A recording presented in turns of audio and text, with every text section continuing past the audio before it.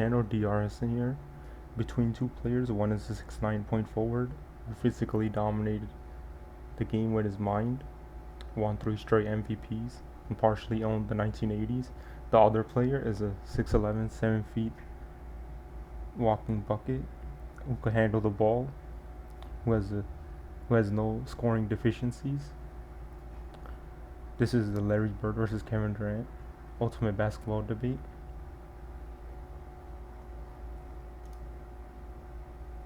So first we'll look at their playstyles. So describe both players, essentially their game or their archetype. Then for accolades and individual accomplishments, I'm gonna look at both team and regular season. Statistical averages, we'll look at their overall career statistical averages in both the playoffs and regular season. Longevity, essentially who played at a high level for longer. Impact on winning in regular season and playoffs. We'll look at the good, bad, the ugly for both players, their career-defining moments. And final verdict will decide who's the greater player at the end.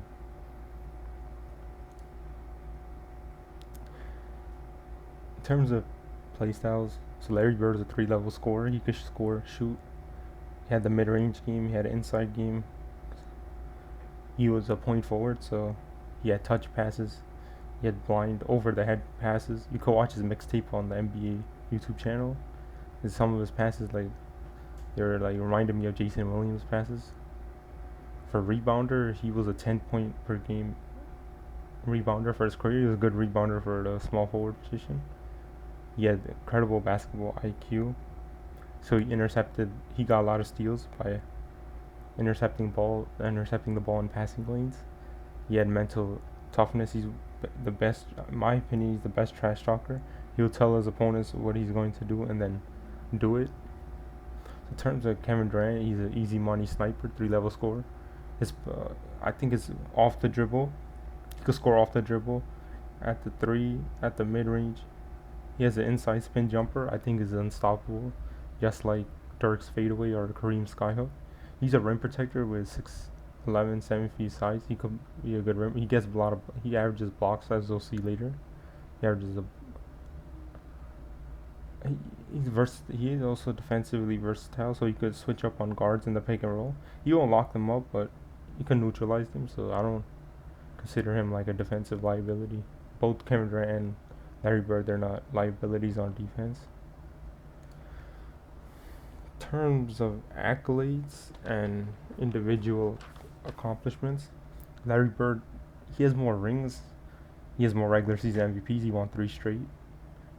They both have the same amount of finals MVPs. Kevin Durant has more All-NBA selections. He has 2 more. Larry Bird has more All-NBA first teams. Larry Bird also has more defensive accolades. So he made a defensive team 3 times. He led the league also in defensive win shares 4 times. But Kevin Durant that's in Larry's favor, but in Kevin Durant's favor, he has more scoring titles. Kevin Durant, and he has 4 more All-Star selections. And Larry Bird was the founding member of the 50-40-90 club, shooting 50% from the field, 40% from 3, 90% or more from the free throw line. He was the first person to do it, which makes him a unicorn, because during that, back in the day, in the 80s, nobody shot threes. At not many, there's a few shooters, but it's not like how it's today. But he was one of the first pioneers. So here it's clearly, in my opinion, accolades individual. It's clearly Larry Bird, because he actually created a dynasty with the KD joined a dynasty. We'll talk about that later though. Because of that, so yeah, in this section, I got Larry winning, but he won those 3 straight MVPs in the era where Magic, Kareem, Jordan, Isaiah, Moses Malone, Dr. J. So his competition too to winning those MVPs was good. Was great. I mean, KD's competition was good too, but for statistical averages, we'll talk about Larry Bird's first peak season. Larry Bird's peak season in terms of statistics was in the 1984-85 season, where he put up a stat line of 29 points, per game, 11 rebounds, 7 assists on 52, 43, 88 shooting splits. Kevin Durant's peak season was the 2013-14, his MVP season, where he had a career high 32 points per game, 8 rebounds, 6 assists on 50, 39, 87 shooting splits on a high true shooting percentage. But there's a pattern in these stats. Where Kevin Durant's scoring numbers, his scoring, his blocks, and his shooting splits are higher than Bird's, but Bird has a more all-around game, so in points, rebounds, and steals. Even in free throw shooting by a little bit, Larry Bird edges out Kevin Durant. So this is like more of like who would you prefer here in terms of statistical averages. So it's KD in terms of scoring, but Larry Legend is like all around, more of all around player. So that's why the greens represent where who's dominant, and the red is like where the person who loses. So, for example, Larry Bird's all around statistics in the regular season overall are higher. This is Larry Bird's whole career too, and Kevin Durant's whole career so far. In terms of longevity, this is an easy one. It's Kevin Durant. He played 18 plus seasons. Larry Bird played 13 seasons. So Larry Bird's back injuries sort of shortened his career. In 1988, his body began to collapse, and he had to retire at the age of 35. So his last 2 seasons, he really played 12 seasons. One season he missed majority of it because of these injuries. Yeah, Kevin Durant also has higher career points. He has cumulative stats. Kevin Durant has more. Kevin Durant also had a devastating injury. He tore his Achilles in the 2019 finals, and because of that, he missed the bubble year, the 2020 season. He missed it because of that. But he came back and he still became like all-star caliber player. So here, it's clearly KD. Terms of impact and winning, regular season and playoffs. But this slide is for regular season. So Larry Bird, despite not having longevity, has more top 5 MVP candidate seasons. So he's MVP caliber player more times. He led his Celtics teams to 460 win regular seasons. So that's predominantly in the 80s. Kevin Durant did it once in the 2012-2013 season, where he lost to the Spurs in the conference finals, where he won 60 games. Yeah, and Larry Bird led the Celtics to 61 games as a rookie. So before they drafted Larry Bird, the Celtics won 29 games. As soon as they added Larry Bird, they won 61 games, and they had a 32 game turnaround. So that's Larry Bird's impact on winning. That's impressive for me. Like, soon as they draft you and you become a 60-win team. So for Kevin Durant, his regular season, his impact on winning could be highlighted in his MVP season, where he had a 41 game streak. His 41 game streak where he scored 25 or more points in 41 consecutive games. So that's also a credible scoring streak. But here I'll still go with Larry Bird because his impact the regular season, it led to more winning. Talk about the good. So I'll start with Kevin Durant because it's take less amount of time for this slide. Kevin Durant, 2012, at the age of 22, he led the OKC to the finals. He beat Kobe and Powell, 2 Hall of Famers, in the semifinals. He beat Tim Duncan, Tony Parker, Ginobili, a young Kawhi in the Western Conference finals. He beat Vince Carter and Dirk in the first round. He getting his revenge from 2011. So he beat 8 Hall of Famers to get to the finals. So that was a good. I commend him. He eventually lost to the Big 3 Miami Heat, where he got outplayed by LeBron, but I'm not gonna hold that against him. So it was good how at a young age he led his team to a deep playoff run. Even though they were 8 Hall of Famers, I'll say Vince Carter was past his prime and Kawhi was young at that time.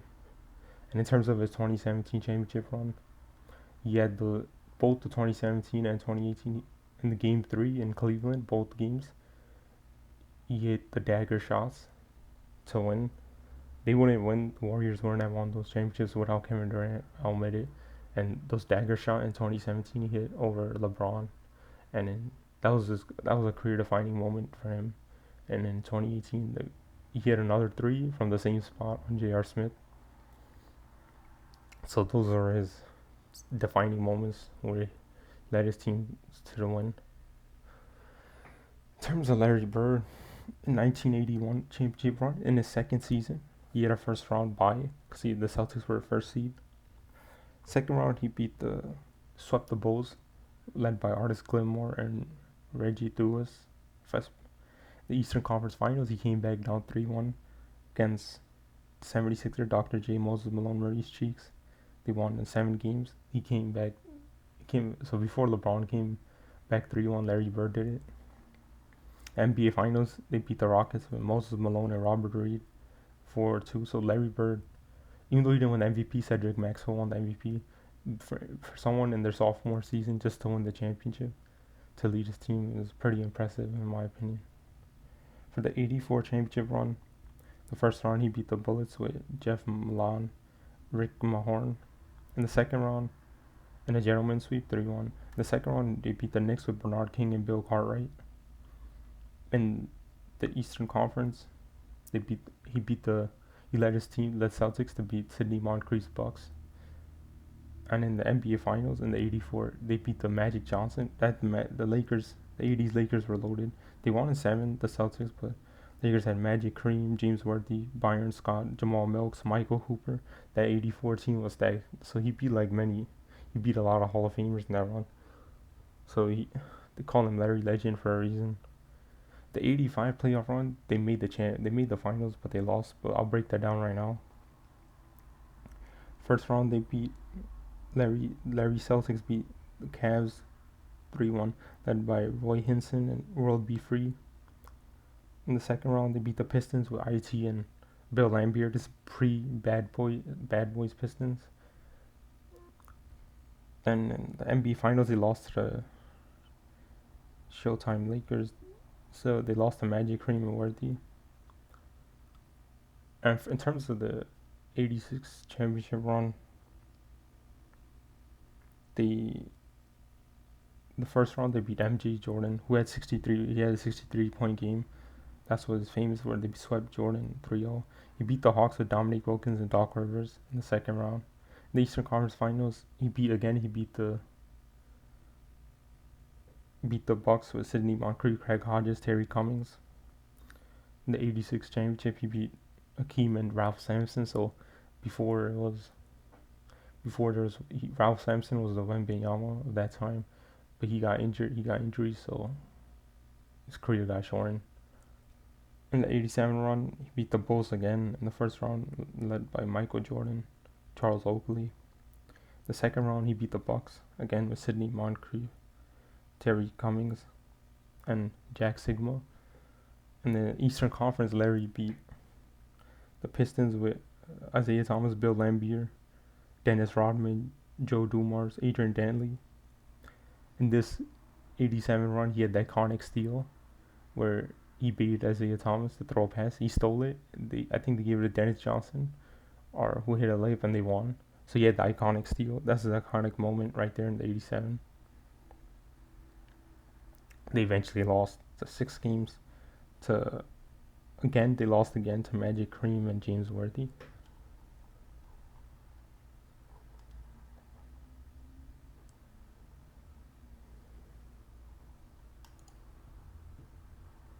So here in terms of playoffs, it's Larry Bird. I think he has more career-defining moments than Kevin Durant in the playoffs, and he led his team to more deeper runs. So I'm gonna go with Larry Bird here. So on the bad, we'll talk about the flaws of each player. Larry Bird, he has a losing record against Magic Johnson, even though the Lakers team had multiple Hall of Famers.